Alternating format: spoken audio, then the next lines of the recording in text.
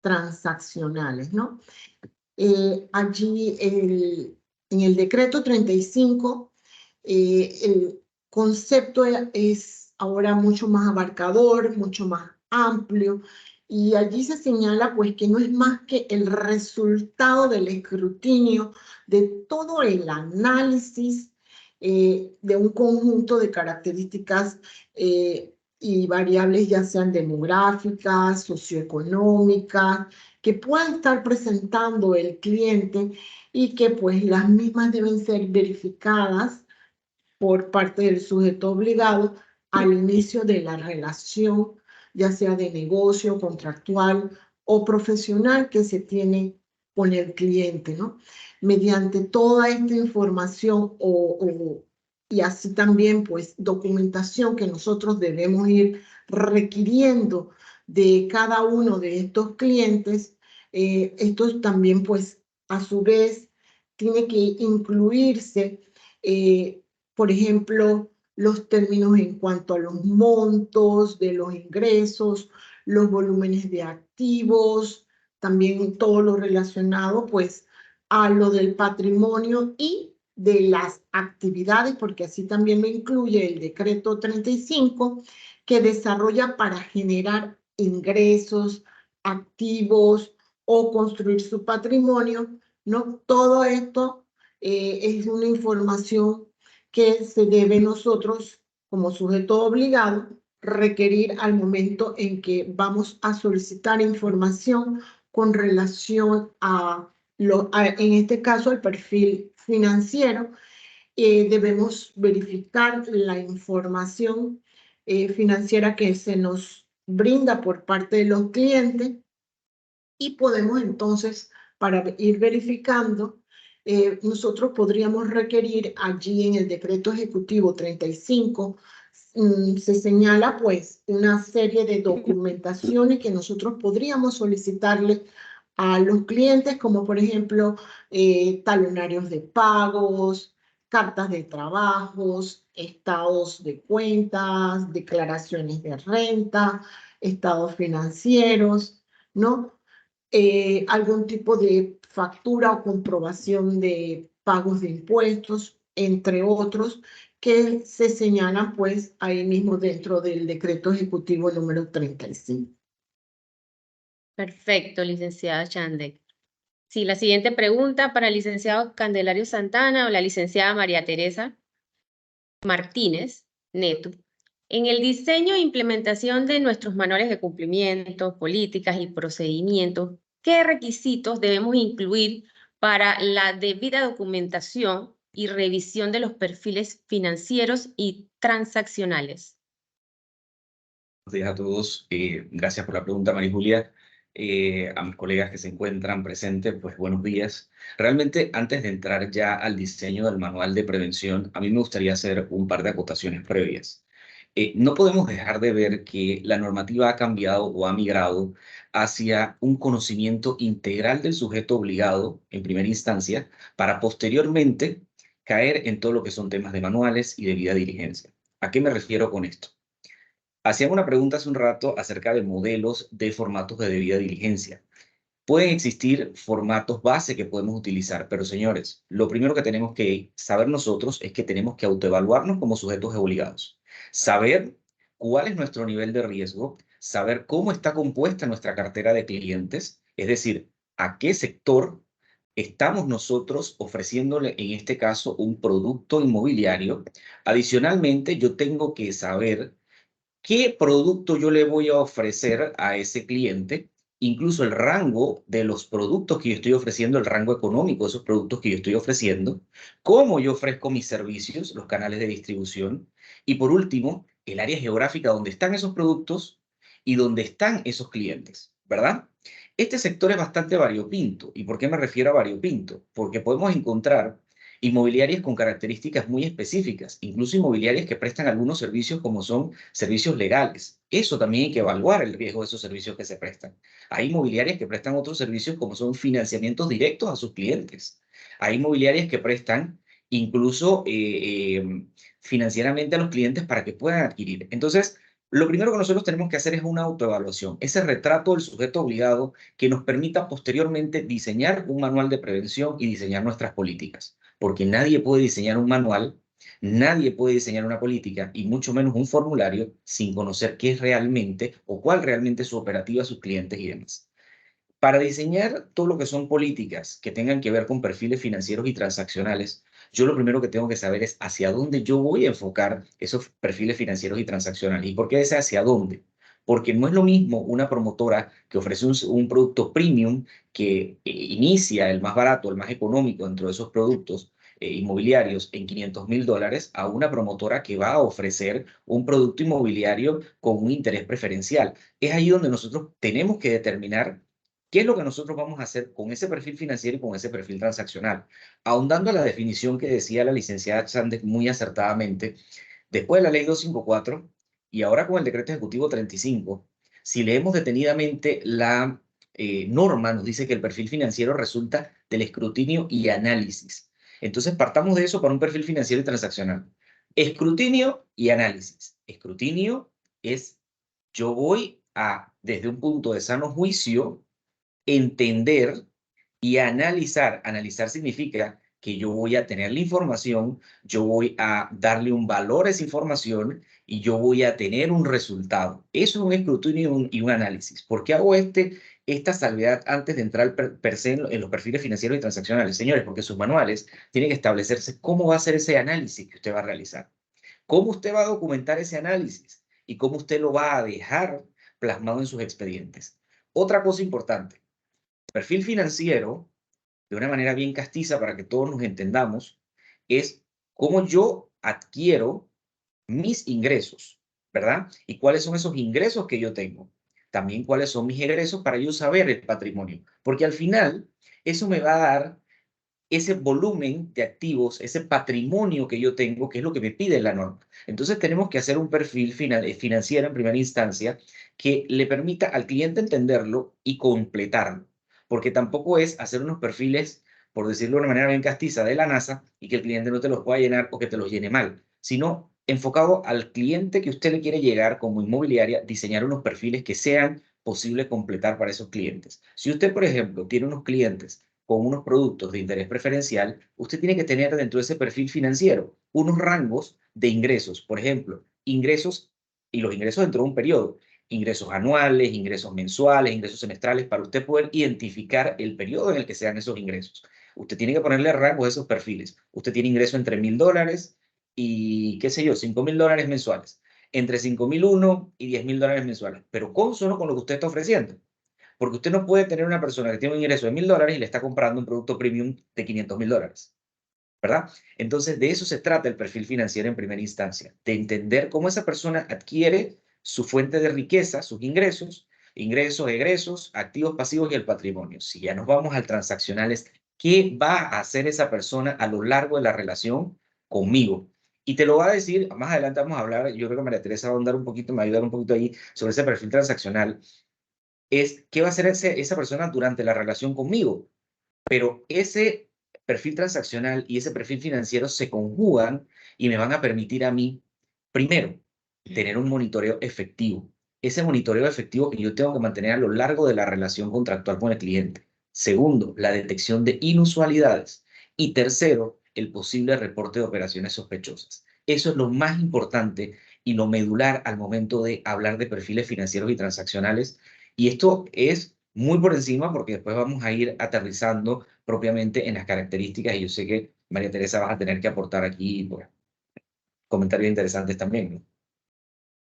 Como parte de la opinión del regulador, aquí en el chat de grupo plasman una pregunta en cuanto a qué sucede si la persona, el cliente, no quiere brindar información en cuanto a los ingresos. ¿Cómo se puede proceder en ese caso?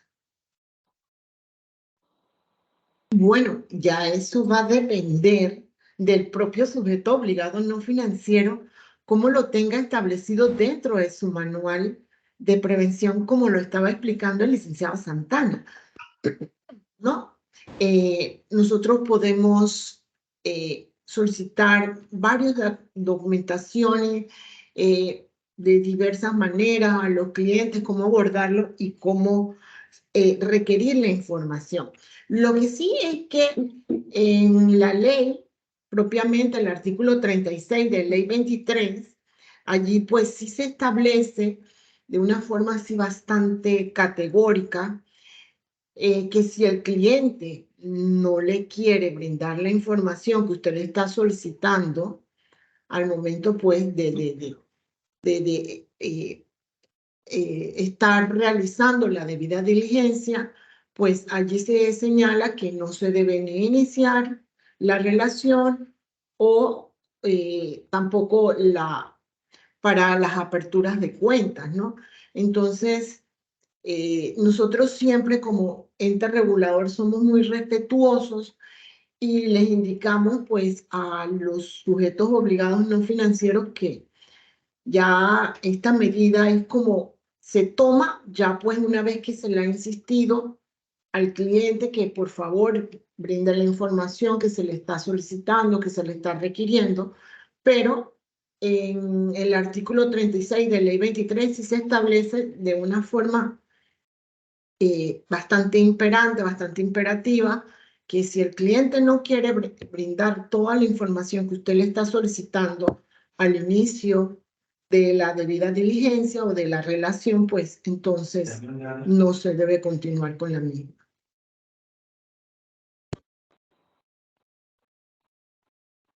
Sí. Ahora nos gustaría que veamos la perspectiva del licenciado Candelario y la licenciada María Teresa con relación a la misma pregunta que le acabo de hacer a la licenciada Shandet. ¿Qué hacemos con un cliente que, o sea, le dices, le envías correos, lo abordas, quizás la ejecutiva de ventas lo aborda y le recuerda que tiene una información pendiente en cuanto al perfil financiero y transaccional, pero él se hace el loco, un buen panameño? ¿Cómo hacemos, licenciados? Vamos primero. Gracias, gracias, sí. La verdad que en ese sentido la norma es clara. Si yo tengo un cliente que no me está aportando la información, podemos tener tal vez, seamos optimistas en esto y podemos pensar que puede haber un cliente que está reticente a otorgar información por desconocimiento de qué vamos a hacer con esa información. Entonces eso puede ser un caso, no que el cliente se está negando de forma rotunda a entregar información, sino que está nervioso, no le ha pasado antes, no comprende por qué le están haciendo esos requerimientos, y ahí sería cuestión solamente de tener ese acercamiento con el cliente, aclararle por qué estamos pidiendo esta información, la importancia que tiene que nosotros podamos levantar su perfil y que al final de esto depende de que se pueda realizar la transacción. Si el cliente no me va a otorgar la información, yo no puedo proceder. Entonces se afecta a él, que es quien quiere hacer la compra, y digamos, también puede pasar, ¿no? Esto que el cliente se niega porque no comprende qué es lo que vamos a hacer nosotros como sujetos obligados con esa información, darle un poco de confianza al respecto, explicarle que se trata de un tema normativo, pero si tenemos en efecto un cliente que ya conoce la información y simplemente se niega a suministrarla, no hay otra cosa que hacer que no proceder con el servicio, o sea, no proceder con la transacción.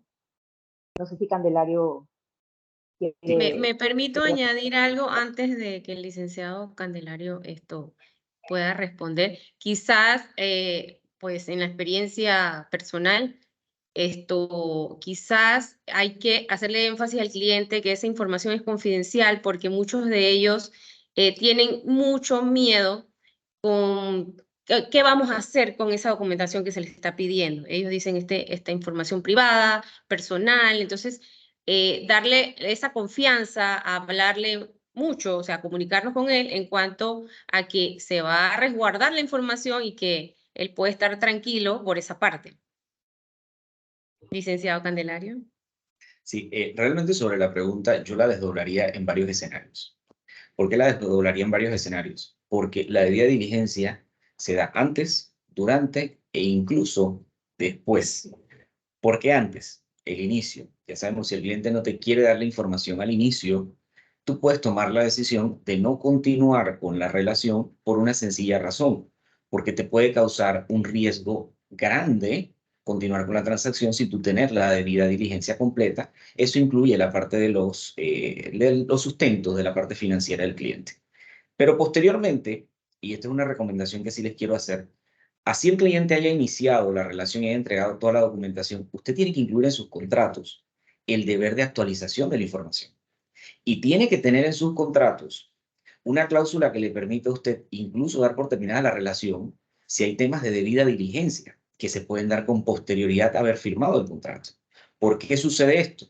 Porque los clientes no son estáticos. Hay clientes que el día de hoy puede ser que no tengan una situación específica, pero en el sector inmobiliario muchas veces demoran años los proyectos en construirse. Entonces, en ese proceso, el cliente puede sufrir cambios. Y usted debe haber incluido en sus contratos que usted como empresa tiene la facultad de pedir una actualización de información, el cliente está obligado a dársela, que sea algún cambio en temas de debida diligencia, usted puede dar por terminada la relación, puede ser el caso de un cliente que salga expuesto en un caso de alto perfil o que sea condenado, usted no va a seguir con esa relación contractual, eso es importante tenerlo en los contratos, y entonces es allí donde usted tiene que tomar las decisiones específicas en los momentos específicos. Dentro de sus políticas usted tiene que prever, si el cliente no me entrega la información al inicio, listo, yo voy a tomar la decisión de no continuar porque tengo un riesgo grande. Pero ¿qué pasa si a la mitad de la relación, cuando usted va a actualizar ese cliente, que digamos es de alto riesgo porque es un PEP, el cliente no le quiere actualizar la información financiera y transaccional que usted ha visto que necesita una actualización? O si se han dado situaciones dentro de la relación contractual en cuanto al perfil transaccional y el cliente no se lo quiere actualizar y usted sabe que necesita una actualización. Entonces ahí usted tiene que prever las políticas. Si usted me pregunta a mí, yo siempre como oficial de cumplimiento, en esos 15 años que estuve como oficial de cumplimiento, siempre mantuve mi expediente como mi principal material probatorio.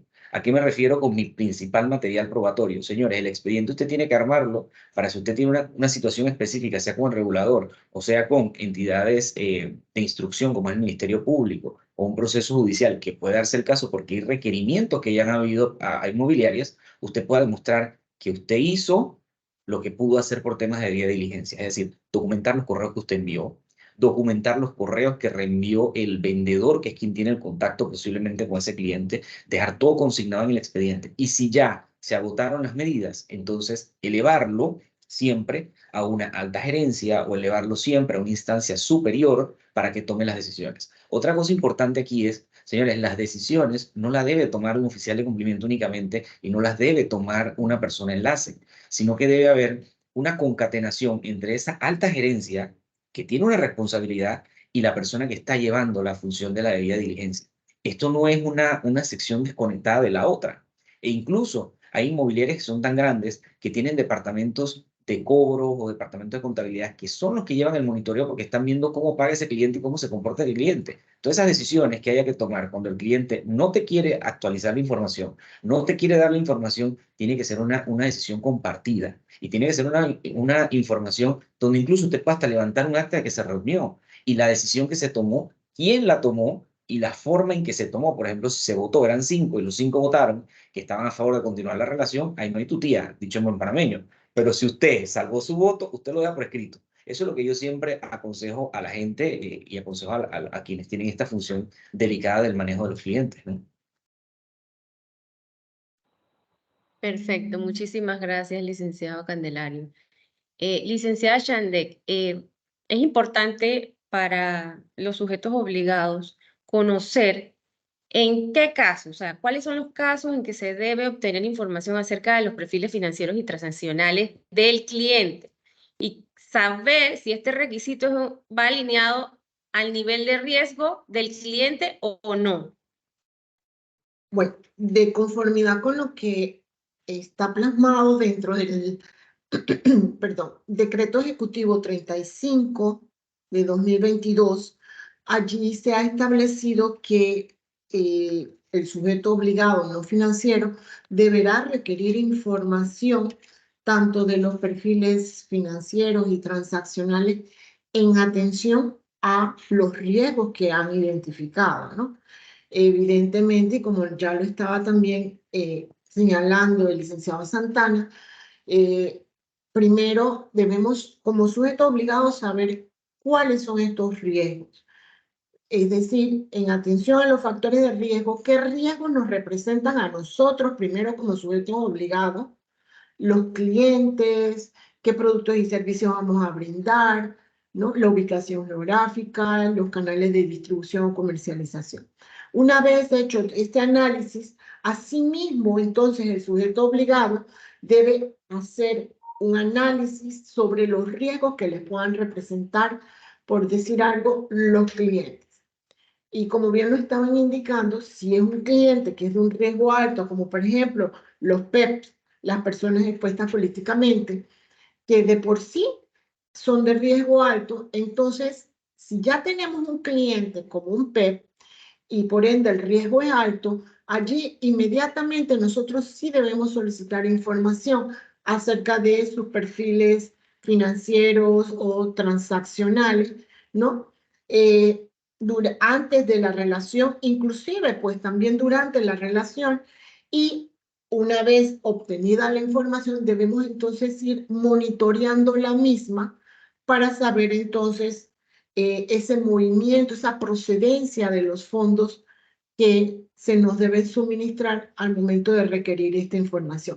Pero en el decreto 35, allí se establece pues que en atención a los riesgos identificados, asimismo debemos ir requiriendo, solicitando información, sobre todo en temas de perfiles financieros y transaccionales. Muchísimas gracias, licenciada Chandek. Licenciado Candelario y licenciada María Teresa, desde la perspectiva de su práctica diaria, ¿nos pueden decir o explicar un poco qué se requiere para analizar y verificar el perfil financiero y transaccional?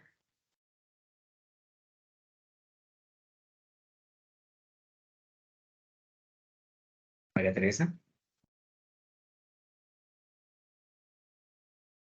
Sí, perdón, tuve me congeló la imagen. Sí, digamos, ya hemos mencionado desde que empezó la actividad, hemos mencionado varios aspectos que se tienen que tener presentes cuando se está compilando la información que vamos a utilizar para levantar perfil financiero y transaccional de los clientes.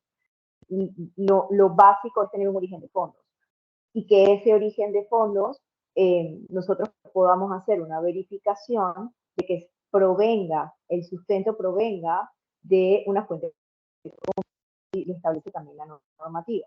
Entonces, este origen de fondos, y vale aclarar que un origen de fondos tiene que ser un documento que declare de forma concisa de dónde provienen los fondos del cliente. Y no se refiere a cuál es el lugar en el que se encuentran esos fondos, por ejemplo, una cuenta bancaria, sino que es cómo se generan esos dineros. O sea, cuál es la actividad con la cual el cliente genera esos fondos. Entonces, tener el origen de fondos. Perdimos el audio con la licenciada María Teresa.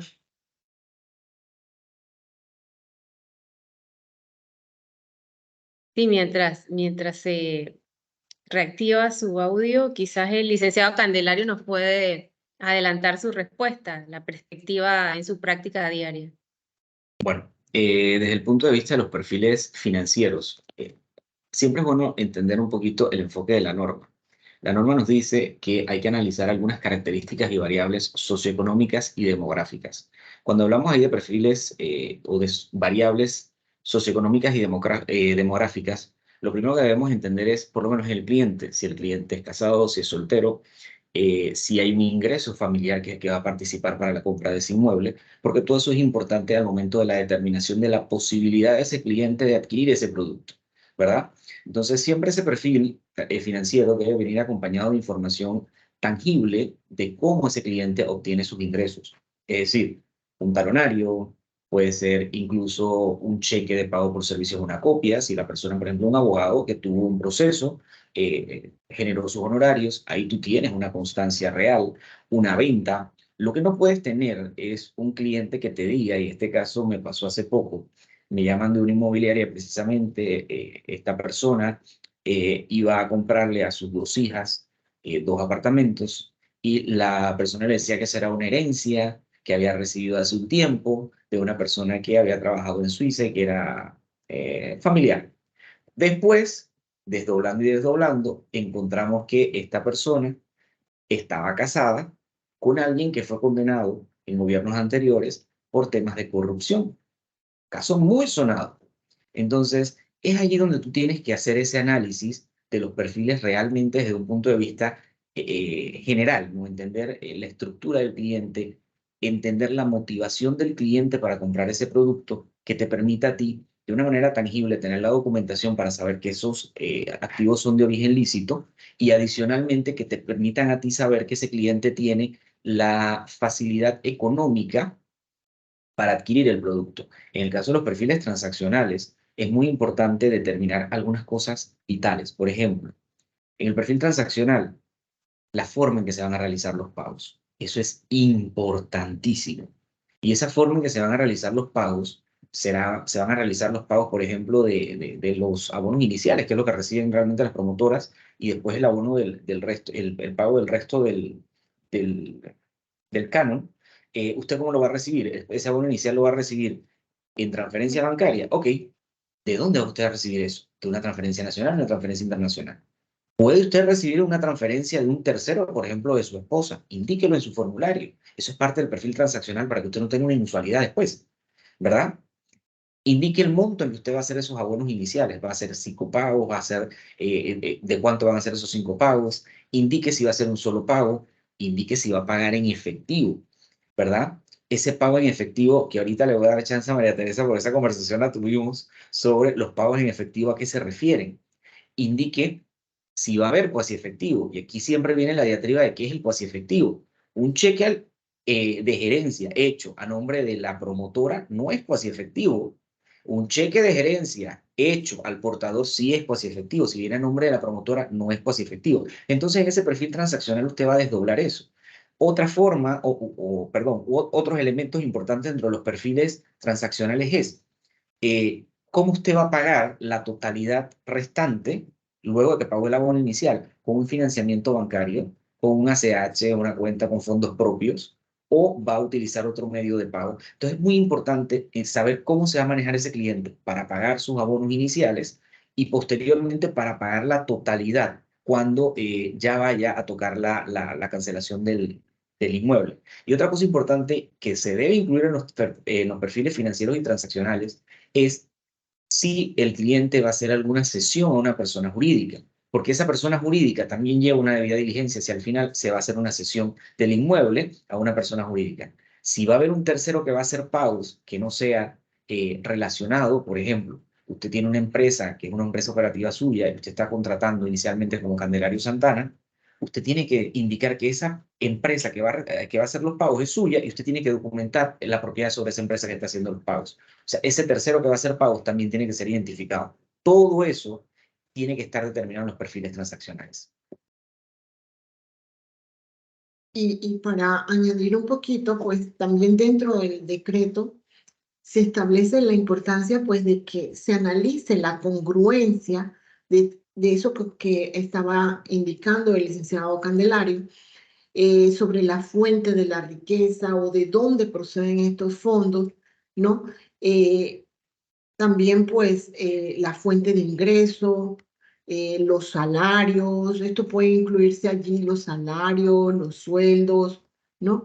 Y lo importante es que nosotros toda esta información que estamos requiriendo del cliente también la debemos dejar documentada. Si la fuente de ingresos son por medios de renta, entonces debe haber congruencia entre lo que son los activos fijos declarados para poder ir viendo allí si en realidad pues estos ingresos que se están tratando de demostrar o de presentar pues tienen una fundamentación, por decirlo de alguna forma, ¿no? Entonces, todo eso debe ser consono, debe ser congruente con lo que se le está requiriendo en cuanto al perfil transaccional versus lo que el cliente también nos está presentando.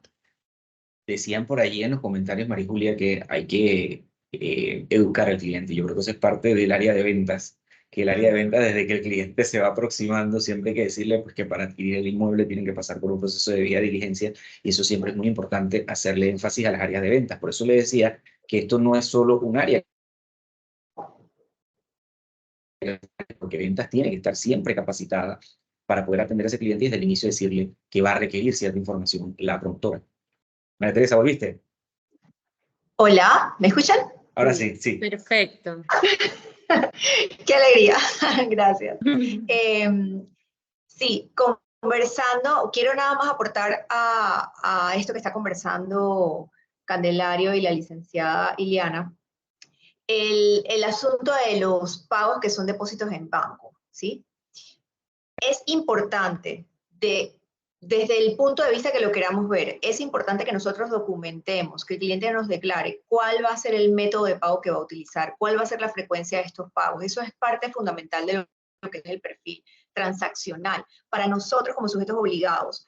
Recuerden que hay un proceso también de poder hacer un reporte de operación sospechosa, que al final levantar un perfil de cliente, la debida diligencia de cliente junto con perfil financiero y perfil transaccional, que son parte de esa documentación, nos sirven a nosotros para tener un punto de partida, para genuinamente saber, poder identificar cuáles serían transacciones usuales de mi cliente y de mismo modo poder identificar una transacción inusual. Si yo no tengo un perfil base bien construido, no voy a poder identificar aquello que es una inusualidad para poder examinarlo y determinar si es un reporte de operación sospechosa, si se me va a convertir en un reporte de operación sospechosa o no.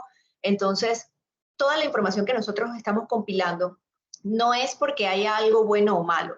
No es que yo no quiero que el cliente me haga pagos a través de depósito en banco, por ejemplo. No, no se trata de esto. Es simplemente para poder levantar ese perfil base. El depósito de dinero en efectivo en banco, nosotros tenemos que reportarlo internamente, ¿ok? Si bien no es parte de lo que se tiene que hacer ante la unidad de análisis financiero como un reporte de transacción en efectivo, porque nosotros lo estamos recibiendo directamente en la cuenta, sí tenemos que llevar un reporte minucioso de forma interna en la organización para saber que estos dineros están entrando en efectivo en nuestra cuenta bancaria, cuáles son los montos de ese dinero, a qué, hasta desde una perspectiva administrativo-contable. ¿Cómo voy a hacer para identificar claramente todos esos pagos que a mí me ingresan a la cuenta bancaria en efectivos? ¿Cómo voy a estar monitoreando si están entrando las cantidades que corresponden a los pagos de mis clientes? Entonces, estos son aspectos que tenemos que tener presentes siempre cuando pensamos en el perfil financiero y perfil transaccional. No sé si hay algo más que quieras agregar, Candelario. Sí, aquí les voy a hacer, los que no han tenido el extrasitu, ahí viene un camaroncito por ahí. En el extrasitu incluso, o sea, hay que tener muy bien segmentado a esos clientes, los pagos de esos clientes, porque en ese extrasitu te empiezan a preguntar, por ejemplo, ¿de qué banco recibiste financiamiento? ¿Cuántos clientes llevan un financiamiento? ¿Cuántos clientes te realizaron pagos de tal manera o de esta forma? Entonces, si usted no lo tiene segmentado, cuando usted le llegue el extrasitu, usted va a tener un problema porque usted no lo va a poder llenar correctamente. Entonces, lo que dice María Teresa es muy importante. Otra cosa que les voy a decir también por ahí, por la experiencia, es que es muy importante porque la ley lo dice y porque se lo van a exigir en las evaluaciones que le van a hacer, es, por ejemplo, usted cómo capacita a ese personal que tienes recibiendo efectivo de los clientes. ¿Cuál es la capacitación que usted le da a ese personal que recibe el efectivo de los clientes? ¿Cómo tú le explicas en qué momento tiene que hacer un reporte? ¿Cómo tú lo has capacitado en temas de prevención? Porque esos son requerimientos que te pide la norma y que te están pidiendo en el momento de las inspecciones. Entonces, la segmentación de los clientes, la segmentación de las operaciones que se realicen por los clientes debe ser muy bien hecha. Incluso lo pueden manejar hasta por proyectos. ¿Por qué?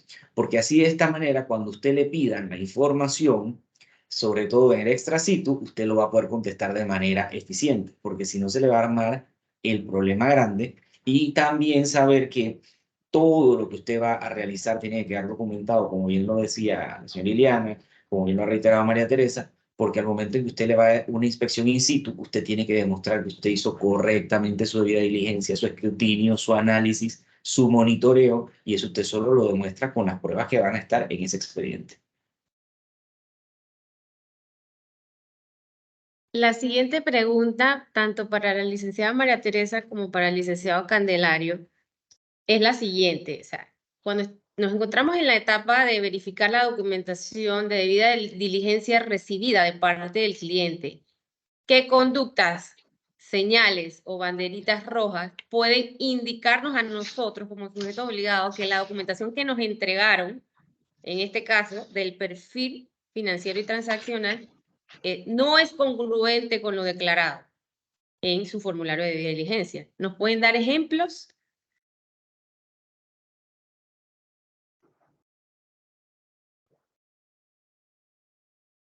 Sí, bueno, digamos, para verlo de una manera básica, vamos siempre de lo más básico a lo más complejo, esperando que siempre se nos presentaran casos sencillos de resolver con nuestros clientes, ¿no? Pero lo básico sería, el cliente me entrega a mí, o más bien me declara dentro de la debida diligencia cuál es el origen de sus ingresos. Me dice que se dedica a esta o esta actividad, y que de allí provienen entonces los fondos que va a utilizar para hacer la transacción, para hacer la compra. Pero luego, cuando yo le pido el sustento no corresponde con esa actividad o corresponde parcialmente con ese perfil que el cliente me ha declarado que tiene, o asimismo puede no tener el sustento adecuado para yo corroborar tanto el origen de los fondos en términos de la actividad como el hecho de que genuinamente esos fondos existen. O sea, si yo tengo un cliente que a mí me declara que tiene un rango de ingresos que va de un monto a otro monto y luego me entrega un origen de fondos que me indica que el rango de ingreso es mucho menor, yo tengo que hacer allí una verificación, porque al final no solamente por un tema de perfil financiero y transaccional y de debida diligencia, sino también de relación. Yo tengo que asegurarme de que todo cliente que va a entrar a una transacción conmigo tiene luego, digamos, la solvencia y la capacidad de seguir adelante con esa transacción. Y lo mismo para poder identificar cualquier conducta que pueda ser sospechosa. O sea, si yo tengo un cliente que me indica que su rango de ingreso o su actividad es una, y luego en los sustentos que me entrega veo que está muy por encima de y no tiene cómo justificarme dicho perfil, yo tengo allí que hacer un análisis más profundo. Aquí estoy segura de que Candelario nos va a poder aportar con cosas muy interesantes de lo que él ha visto en la práctica. Uy, de ver he visto muchas cosas. Alertas o casos que se han dado. Por ejemplo, he visto el caso que quizás a algunos les pueda sonar familiar, alguien que lo haya tenido, que no declaró que estaba casado con una PEP y posteriormente empiezan a recibir un pago de una persona que era PEP, la esposa era PEP, pero no la había declarado. Entonces me llega la consulta si ese cliente entonces es de alto riesgo porque estaba en una relación con una persona PEP. Claro que sí. Entonces esos son los análisis que usted tiene que hacer. Eso quizás no es una señal para terminar la relación con el cliente, porque el cliente quizás no sabía esa definición de PEP, pero para usted sí tiene que ser una banderita. Otro caso que se dio por allí y me consultó un cliente es, el abogado está comprando todo y está aportándome toda la información como si él fuese a comprar, pero él lo está haciendo en nombre de su cliente a través de una sociedad. Entonces, yo le digo, pero es que él al final no va a ser el beneficiario final. A pesar de que le aparezcan las acciones y todo lo demás, él está actuando en nombre de otra persona. Usted tiene que pedir la información de esa tercera persona, que al final es quien va a aportar los activos para la compra de ese inmueble. O sea, casos hay muchísimos. Otra cosa importante siempre es la falta de congruencia entre lo que te indican en un formulario, y no solo en temas de perfiles financieros y transaccionales, sino en general, en el formulario. En el formulario tú te puedes encontrar con que Candelario declara que vive en, qué sé yo, en Marbella, y de repente te entrega la constancia de domicilio que esto aparece la factura en Parque Lefebvre. Y tú vas a preguntar, ¿pero por qué me está declarando por escrito Marbella y en Parque Lefebvre es que aparece el recibo de luz, agua o teléfono? Resulta que la oficina puede ser que yo la tenga en Marbella y yo resido en Parque Lefebvre. Pero si usted no revisa, se le van a ir esas cositas muy sencillas. Siempre le digo a los clientes, si tienes la oportunidad de pedir dependiendo del tipo de tus clientes, un talonario del Seguro Social, tú puedes ver mucha información allí. Primero, ahí vas a ver que es declarante fiscal aquí en Panamá porque obviamente le están haciendo una retención de un impuesto, ¿verdad? Ahí vas a ver sus ingresos y ahí matas dos pájaros de un solo tiro y posiblemente ves a qué se dedica realmente. Entonces vas matando muchos pájaros de un solo tiro con un solo documento, igual con una declaración de renta si es independiente, porque ahí vas a ver a qué se dedica, vas a ver que es declarante fiscal aquí en Panamá, vas a ver sus ingresos, etcétera. Pero hay clientes, sobre todo en los productos de alta gama, que están muy diversificados. Clientes que se dedican a una actividad, tienen 2, 3 empresas, adicionalmente reciben dividendos de una cuenta de inversión, reciben rendimientos de un plazo fijo. Ahí la figura que usted tiene que utilizar tiene que ser lo suficientemente completa para que le permita dibujar a ese cliente en 360 porque ese cliente quizás va a recibir ingresos, no de una fuente, sino de 5, 6, 7 fuentes. Y sabemos que hay gente que es así y funciona así porque está diversificado. En ese caso, si usted le dan el sustento de una carta de referencia de una cuenta de inversión que además le indica que el cliente ha recibido tanto en dividendos o en rendimientos, eso le funciona como una prueba o un sustento de los ingresos. Igual si le dicen tiene un plazo fijo de tanto y recibió tanto, obviamente también lo puede hacer. Entonces, eso le permite a usted el tema del monitoreo adecuado. Y aquí viene una pregunta que están haciendo sobre el monitoreo de transacciones inmobiliarias, el tiempo que hay que hacerlo mientras usted tenga al cliente abierto. Y esa es otra política que tiene que determinar hasta cuándo ese cliente se mantiene abierto. Segmentación de clientes, clientes abiertos en este caso o cerrados. Yo recomiendo el cliente ya cerrado una vez termine el periodo de garantía. Quizá María Teresa tenga otra perspectiva, pero mientras usted lo tenga abierto, usted lo tiene que monitorear. María Teresa. Sí, la verdad es que ese es un concepto que yo comprendo para este sector, suele ser un poco difícil de poner en práctica, dado que a veces se pueden tener clientes activos en la cartera, porque son clientes que están abiertos de varios proyectos al mismo tiempo, y tengo nuevos clientes en un proyecto, porque es uno que apenas está arrancando, pero tengo otros clientes todavía abiertos en proyectos que ya están casi al 100% entregados. Entonces, tenerlo primero dentro de las políticas, como dice Candelario, tenerlo establecido y luego tener controles claros. Solemos tener controles internos financieros que son muy claros. Es muy sencillo para todos nosotros entender que para que un cheque salga tiene que llevar 2 firmas.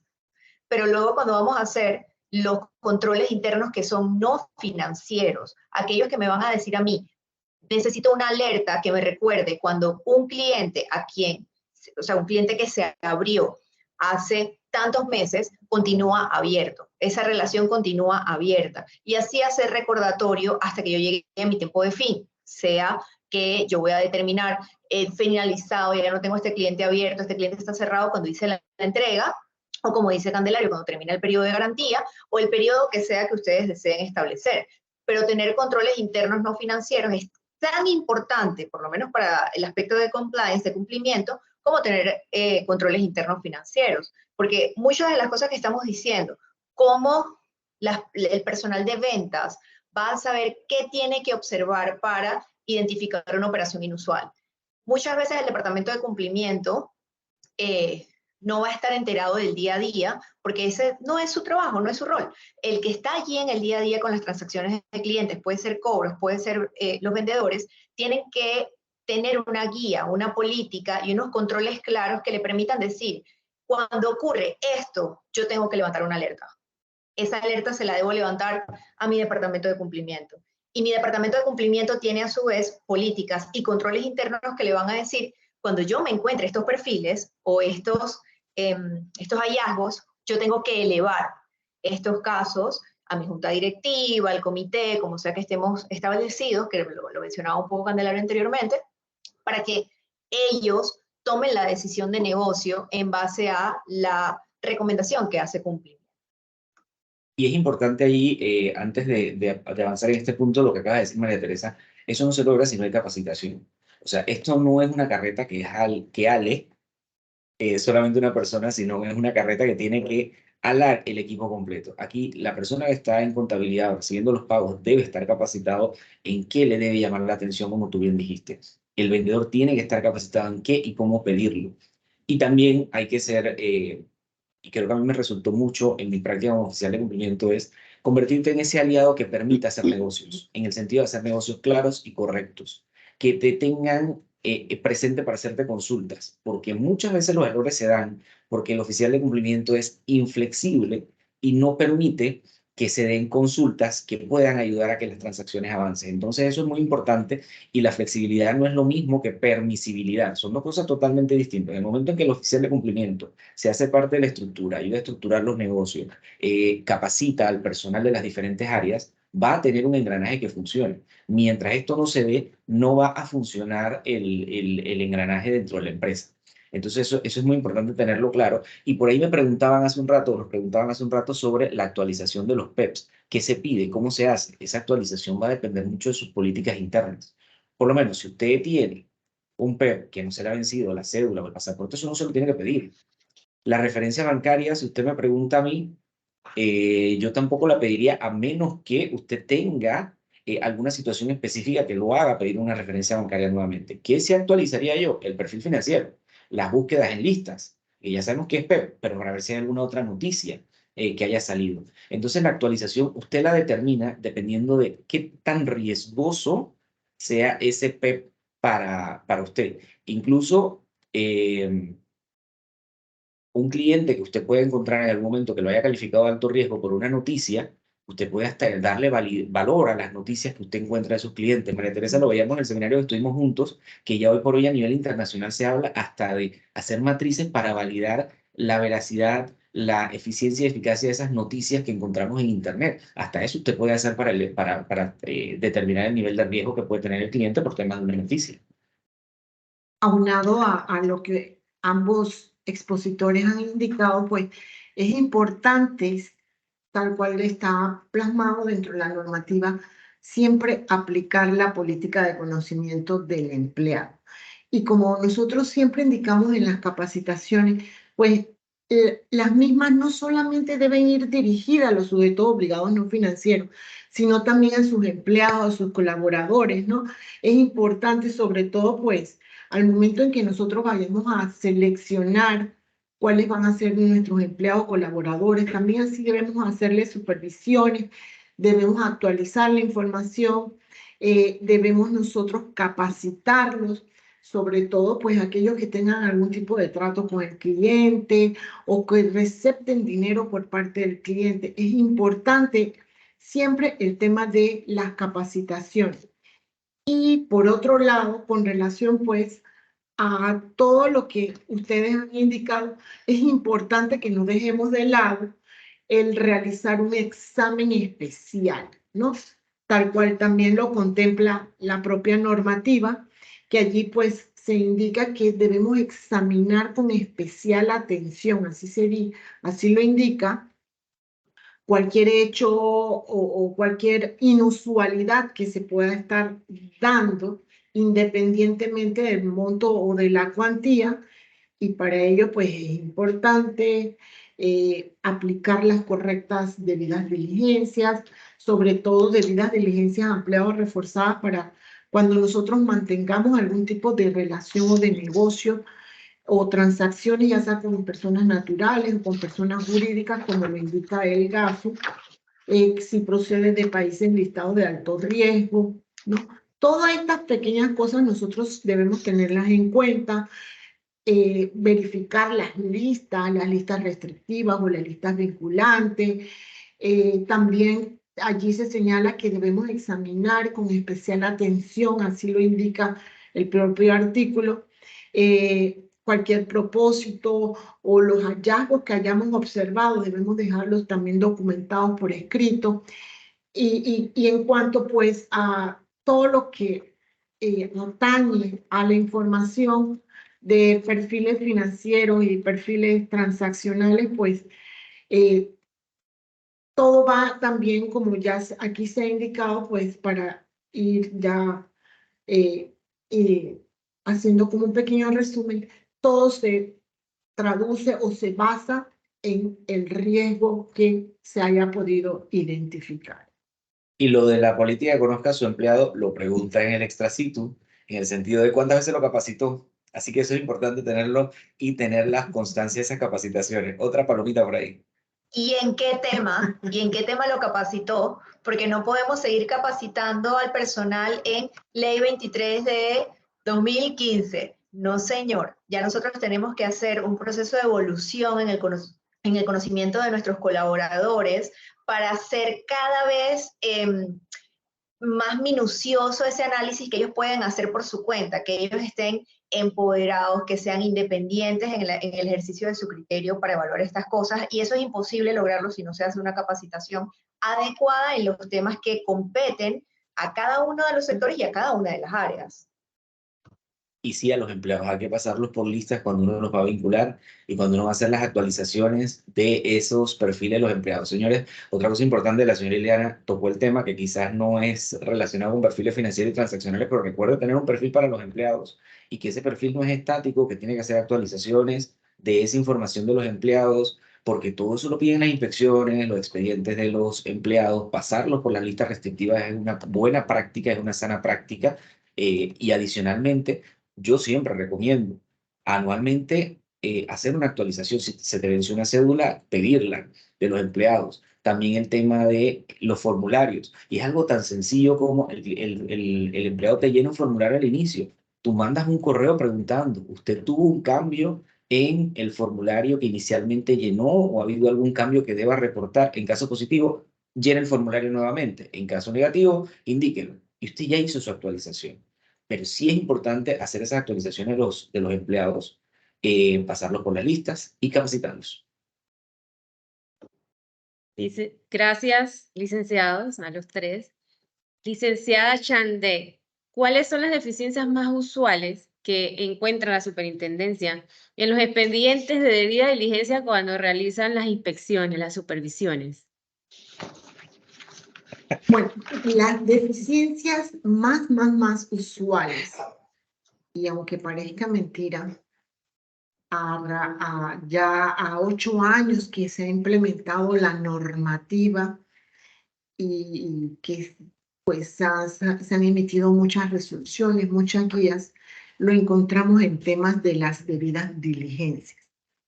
Clientes, beneficiarios finales. Por ejemplo, hemos encontrado al momento de hacer una supervisión que las debidas diligencias están totalmente desactualizadas, incompletas, incluso nulas. A veces nada más que encontramos una copia de una cédula y no tenemos más información acerca del cliente, las malas segmentaciones de los clientes o beneficiarios finales en atención a los riesgos, ¿no? También, pues, al momento de verificar la información, pues no hacemos las consultas respectivas, no observamos que ha sido verificado en listas restrictivas o vinculantes. Y con esto, pues, no queremos decir que el sujeto obligado necesita estrictamente tener algún formato o algún programa que le sea costoso para verificar listas restrictivas o vinculantes, ¿no? Eso pueden inclusive en las páginas que en el Internet pueden hacerlo sin que eso le ocasione o tengan erogaciones en mayores gastos. La actualización de la información, por lo general, en lo que hemos encontrado que hay este tipo de debilidades, la información está desactualizada o no tienen resguardada la información, ¿no?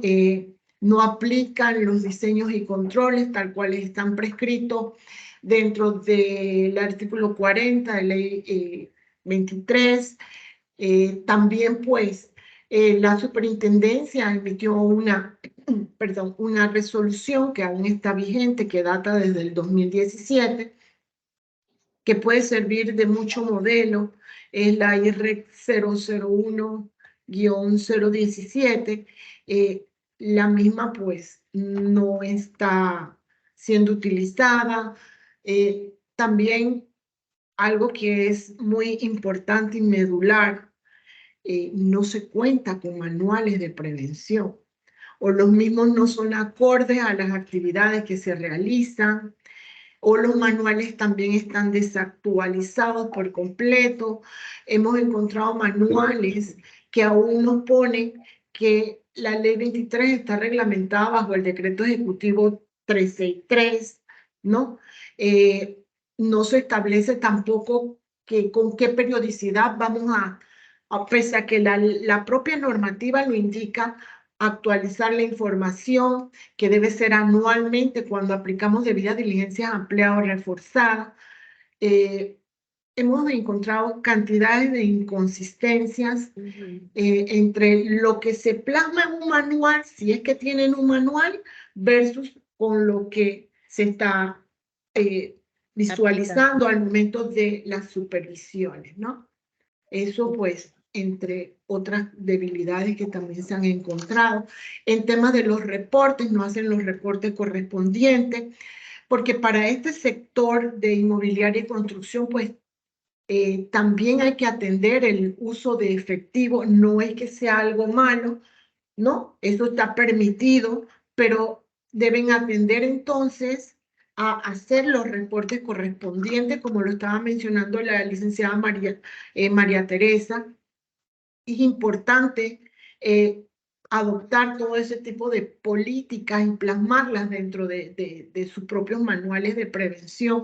El monitoreo, con qué frecuencia lo vamos a ir implementando, las debidas diligencias básicas o simplificadas. Cada qué tiempo nosotros vamos a actualizar la información, pues salvo que sí sea para el sector profesional, es porque sí en el acuerdo JD 02-2022, allí sí se marcó un periodo o se señaló un tiempo para actualizar la información cuando aplicamos debidas diligencias básicas o simplificadas, ¿no? Hemos encontrado, pues, para dar algunos de los ejemplos que más normalmente se encuentran en las supervisiones. Señora Liliana, y si me permiten decir ahí, un manual bien hecho, cuando van a las inspecciones in situ, un manual bien hecho ya tiene el 60% de la inspección lista. Porque el cuidado, manual, cuidado con un porcentaje más alto todavía, ¿no? Por eso es que la importancia de contar con un manual, el manual es como la radiografía de qué es lo que se va a hacer, cómo lo vamos a hacer. Por eso es que allí debe ser, incluso no debe ser tan, bueno, también va a depender del tamaño, ¿no? Y la complejidad del negocio, de la actividad. Si es una empresa pequeña, por decirlo así, no tiene que poner un manual de 1000 y pico de páginas. Eso es a veces hasta contraproducente. Esto es por decir algo, ¿no? Por decir como un ejemplo. O sea, no es consono lo que hay en un manual tan extenso versus lo que en realidad se está realizando o se está aplicando de lo que señala el manual. Yo siempre he dicho y le digo a mis clientes que ese manual, cuando se lee, le debe permitir al supervisor entender la empresa desde el punto de vista de qué productos yo ofrezco, si ofrezco algún tipo de servicios. Por ejemplo, hay inmobiliarias que ofrecen el servicio de alquiler. Decir, ok, no está en la norma, yo le hago una diligencia simplificada, por poner un ejemplo. ¿Qué tipo de clientes yo acepto? ¿Qué tipo de clientes no acepto? Hay inmobiliarias que no aceptan trabajar, por ejemplo, con fundación de interés privado, por poner un ejemplo. Entonces, ¿cómo yo llego a esos clientes? ¿Cuáles son mis canales de distribución? En la parte de manejo de efectivo, ¿cómo lo hago? En la parte de conocimiento al empleado, importante. Si tengo políticas de rotación de personal, si tengo políticas de inducción y capacitación, ¿qué tiempo lo hago? ¿Qué hago para conocer a ese empleado? También las políticas sobre los proveedores. Si usted hace un buen manual, la inspección usted la va a pasar sin problemas si además de lo que usted puso allí, usted lo ejecuta bien. Lo que sí no puede tener es un muy buen manual y cuando vamos a ver, yo puse que iba a conocer al empleado una vez al año y pasaron 5 años y nunca lo conocí. ahí estamos problema. Y aunque no lo crean, nos damos cuenta de que en efecto, pues, o el manual fue copiado, o el manual, quien lo hizo, pues, no está siendo aplicado a las necesidades o a los requerimientos o a lo que se está dedicando, en este caso, pues, las empresas para el sector inmobiliario y construcción. Sí, yo Muchas quisiera gracias. aportar simplemente como un llamado de conciencia al sujeto obligado de este sector.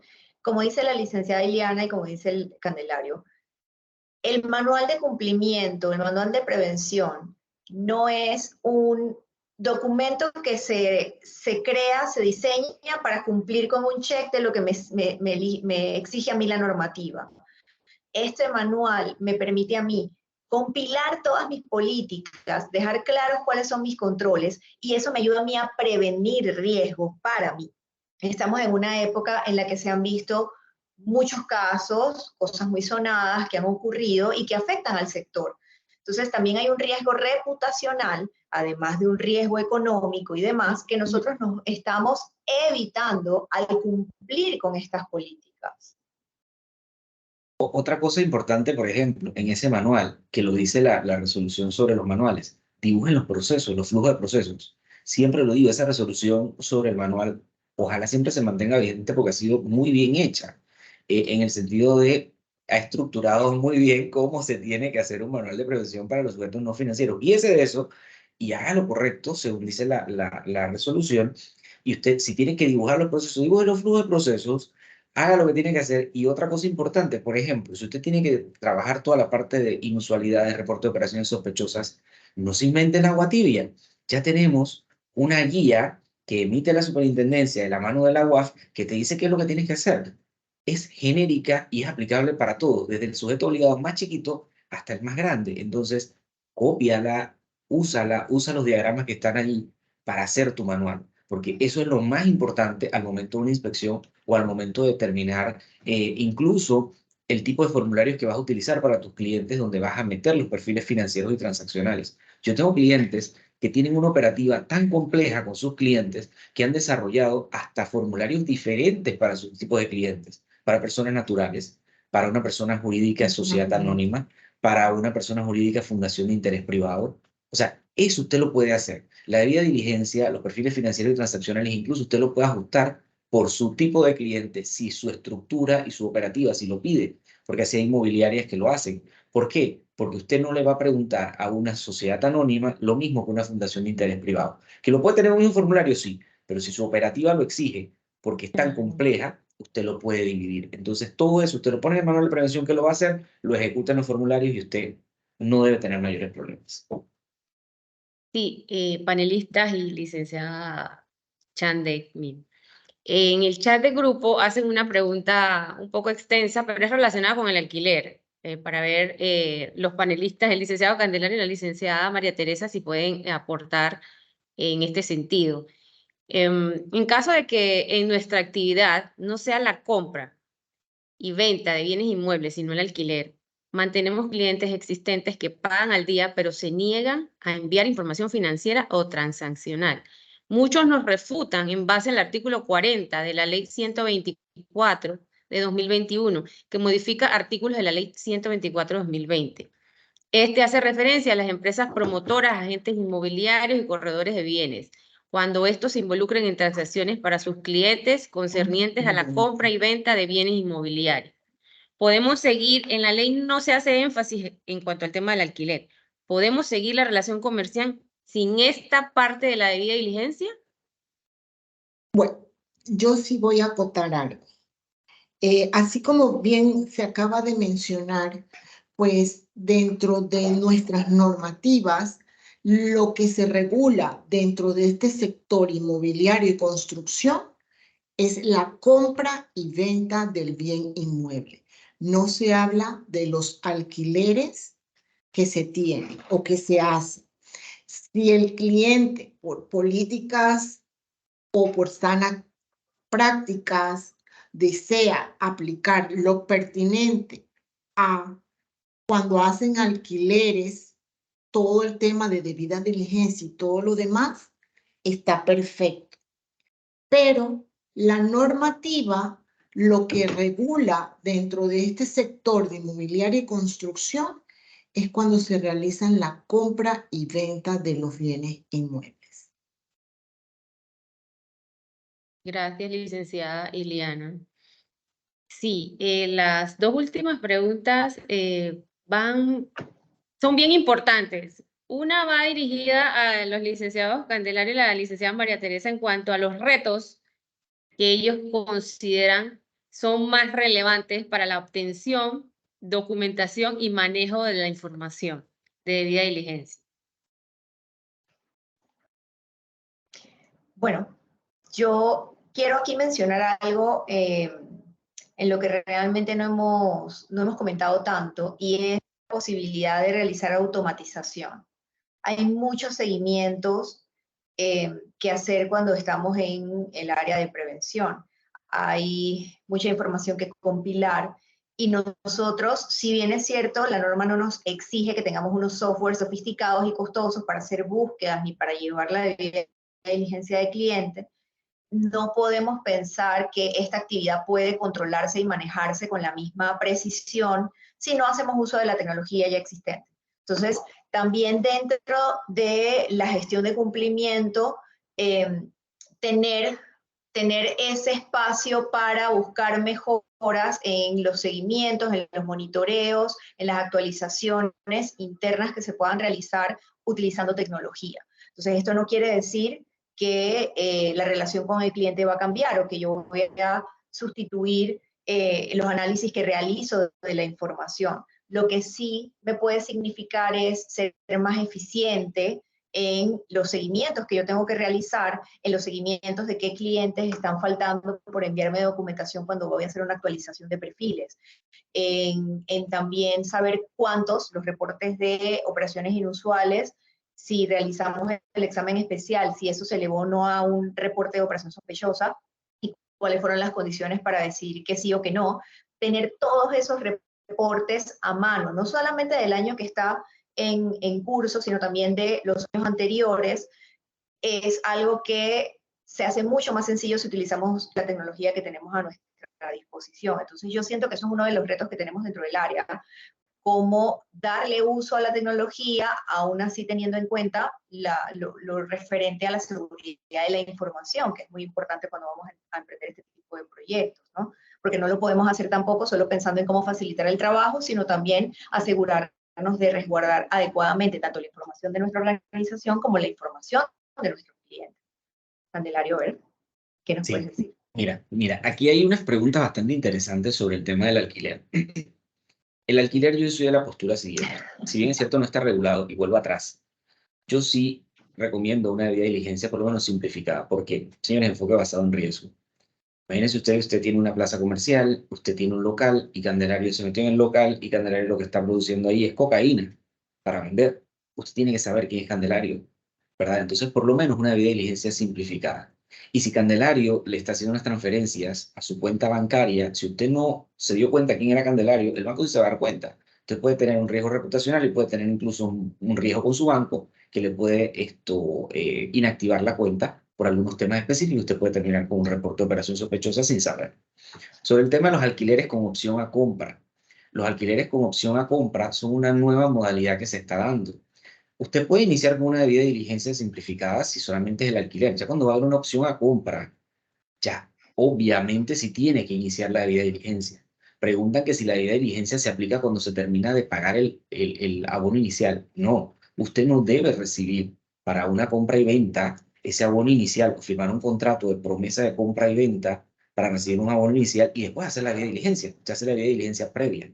Eso es la máxima en temas de prevención. Usted no previene ya teniendo el riesgo dentro. Usted previene antes que el riesgo se dé. Entonces, esa debida diligencia usted la tiene que hacer antes. Si usted tiene todas estas opciones, usted las puede manejar en su manual. Usted puede manejar en su manual los productos y también puede manejar los servicios. ¿Cuáles son los servicios? Por ejemplo, el servicio de alquiler. Y usted puede poner que es una debida diligencia simplificada porque así lo determinó la empresa. Si usted tiene el producto de alquiler con opción a compra, usted determine y diseñe las políticas que usted tiene que usted va a utilizar para poder conocer a ese cliente.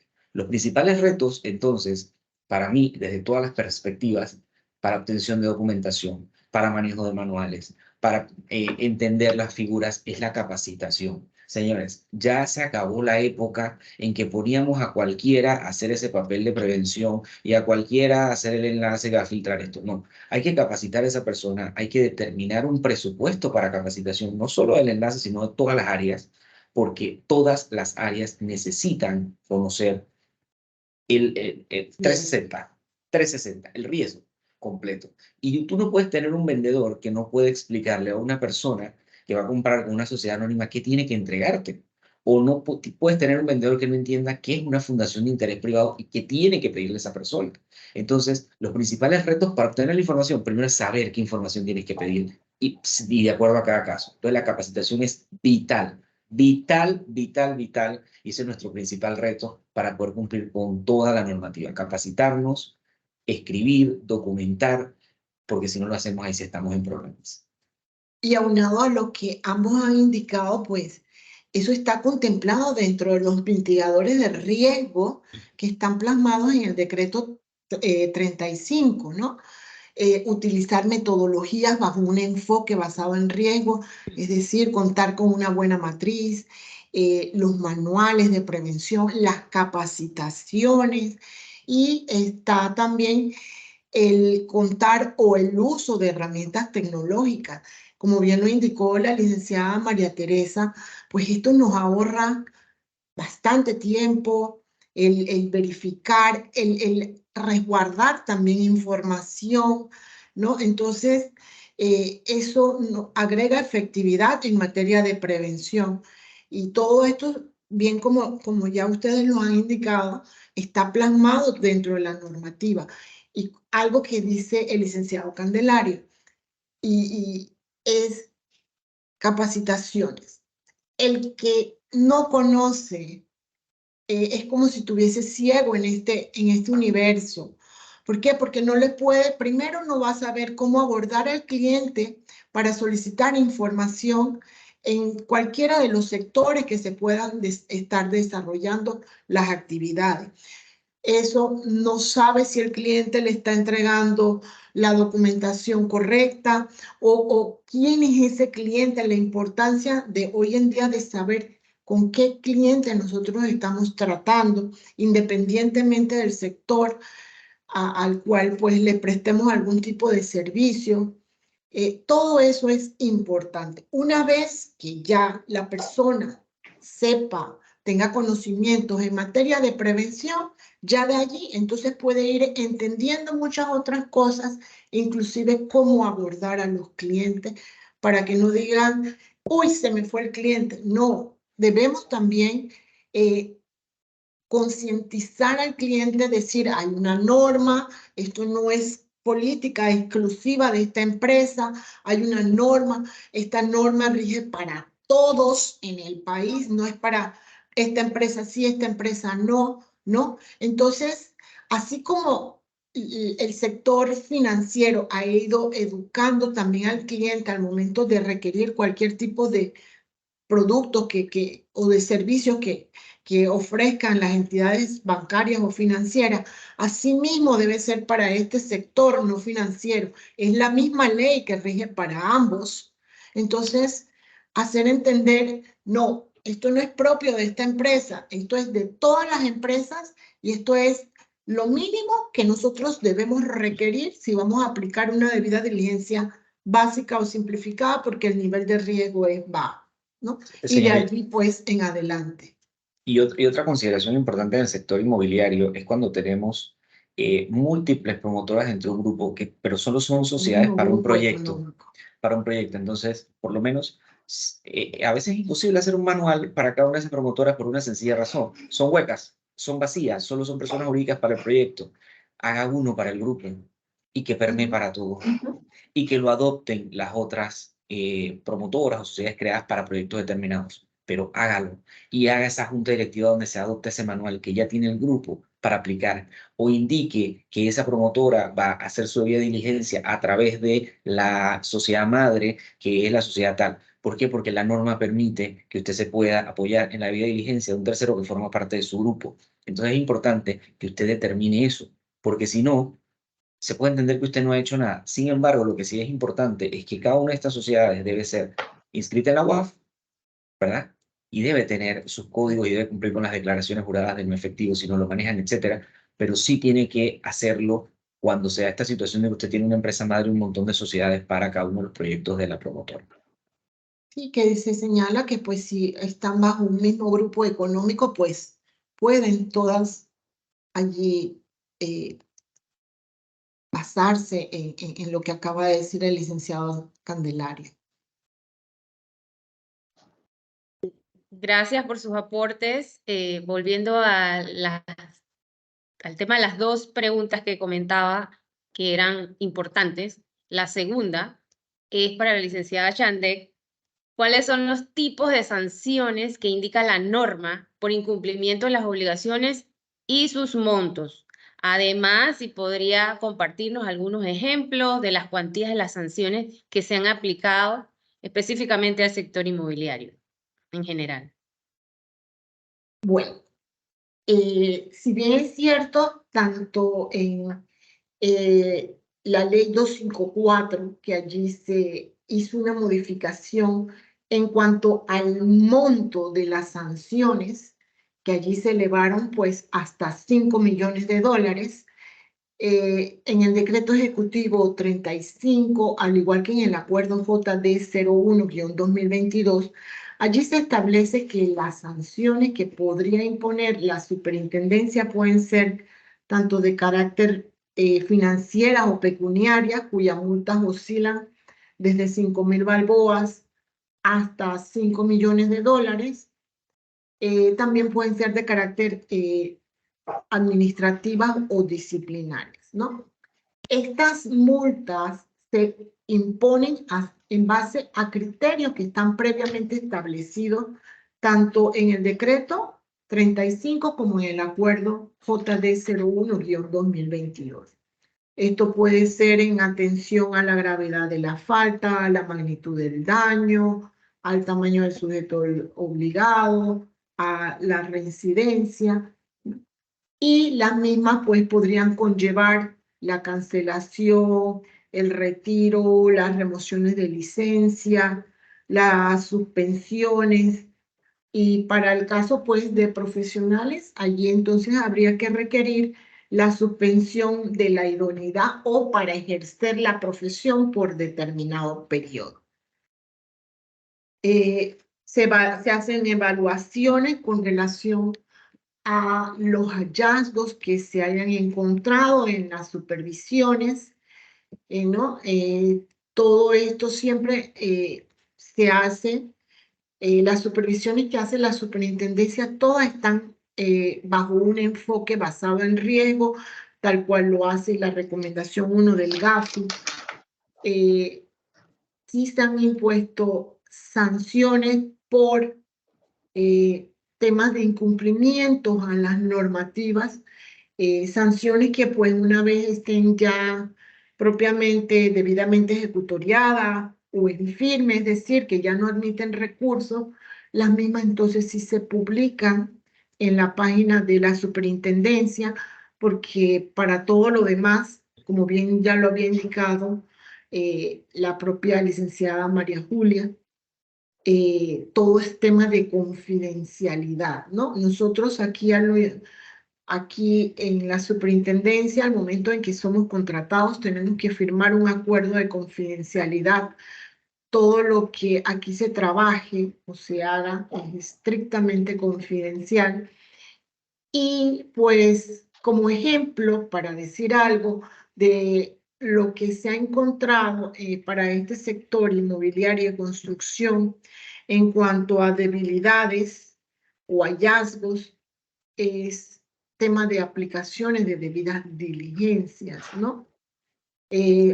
No se aplica de forma adecuada, inclusive con lo que está previamente plasmado o establecido en el propio manual que el sujeto obligado nos ha brindado de cómo va a hacer o va a aplicar los temas de las debidas diligencias.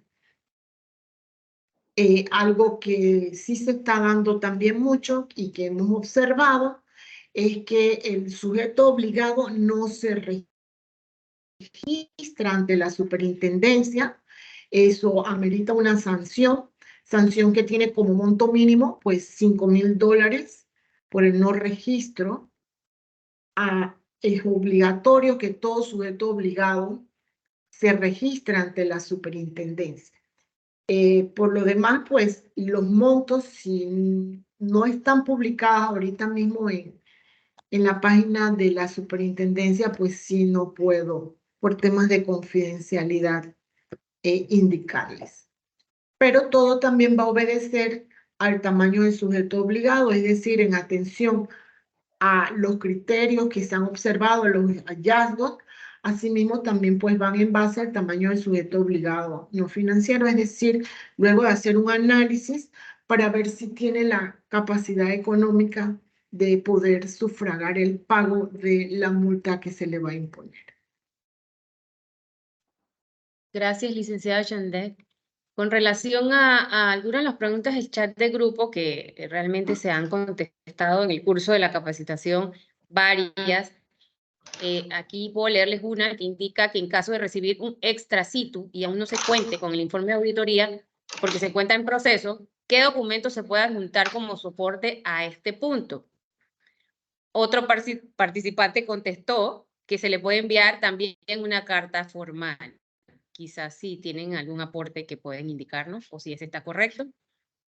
Sí, o el inicio de la carta de requerimientos que hizo el auditor e indicar, ahí se va a ver la fecha que se está en proceso de auditoría en ese momento, ¿no? Y se adjunta a través Sí. de la información que se le está requiriendo por medio del extracito. Perfecto, gracias.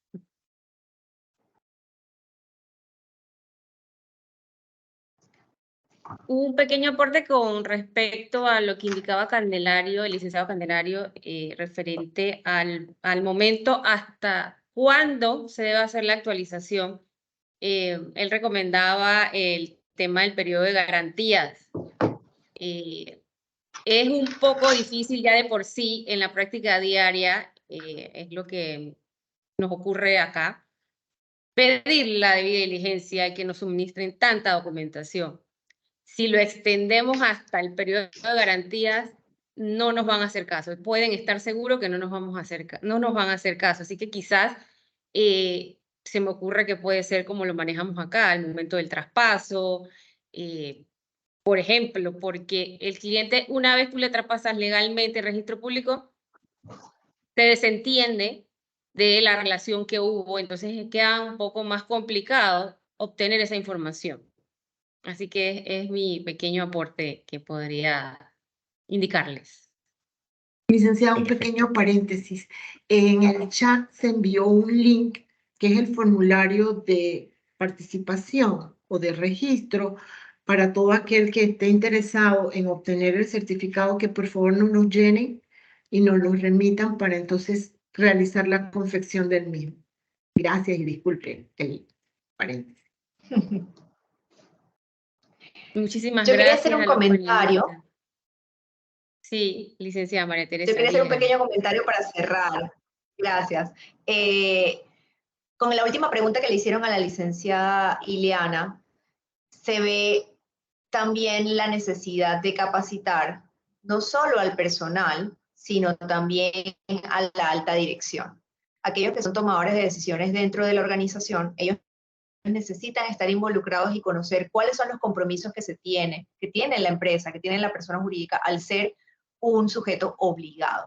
Entonces, así como los colaboradores que están en las tareas del día a día y que son los que llevan el proceso comercial, digamos, de la empresa, la alta gerencia, la dirección, necesita estar consciente de cuáles son los compromisos, porque tiene que haber un compromiso de parte de ellos hacia la gestión. Entonces, solo para hacer esa nota de cierre y reafirmar lo que ha estado mencionando Candelario desde el principio y que también ha apoyado la licenciada Ileana, que la capacitación es clave para que todos podamos evolucionar dentro de esta gestión de prevención. Gracias, Sí. licenciada María Teresa. Una preguntita de último momento que nos hacen en el chat de grupo, si nos podrían repetir dónde se encuentran las guías para la confección de los manuales. Esa está en la página de la superintendencia, es la resolución la resolución IREC 00, gracias, IREC 001-017, es del 3 de abril del 2017. Ya le iba a decir la del ROS, pero sí es la IREC. Gracias, Forli. Perfecto, licenciada. Aquí también consultan, y esto va ligado a otra pregunta, a otra pregunta anterior. ¿Podrían indicarnos en qué artículo de la ley se indica que se debe pasar a los empleados por listas restrictivas? Han preguntado si era necesario pasar a los empleados, a los colaboradores, por las listas. Bueno, no hay ningún artículo que hable que se debe pasar a los empleados por listas restrictivas o vinculantes. Lo que sí hay un artículo, que es el 42 de Ley 23, que es de política de conocimiento del empleado. Y el tema de las políticas es una sana práctica en estos casos. Perdón, de las listas restrictivas es una sana práctica y usted lo debe determinar dentro de sus políticas, porque no hay debida diligencia completa si tú no haces una búsqueda en fuentes abiertas, en listas restrictivas y demás, que tú puedas comprobar que trataste de comprobar la veracidad y la información del empleado. Digo, Alimentar el perfil. así es, se hizo la aclaración porque luego, pues, la verdad es que es bastante penoso que se diga que es que en la capacitación se dijo que era tal artículo o que no se dijo que era tal artículo. Entonces, sí, pues sí se hace la aclaración de que el artículo 42 de Ley 23 sí establece política de conocimiento del empleado. Y allí, como bien lo indicó el licenciado Candelario, pues dentro de las políticas está adoptar pues cualquier mecanismo donde le sea permitido al sujeto obligado saber quiénes son sus colaboradores o sus empleados, ¿no? Perfecto, licenciada, gracias. Otra preguntita es, las obligaciones de los sujetos obligados son, 1, manual, 2, debidas diligencias de clientes, empleados, proveedor, 3, RTE, UAF, 4, ROS, UAF, 5, responder notificaciones, listas, ONU, UAF. ¿Hay alguna más? Conocer los inversionistas, autoevaluación de sujeto obligado. María Teresa, sigues tú. Son bastantes.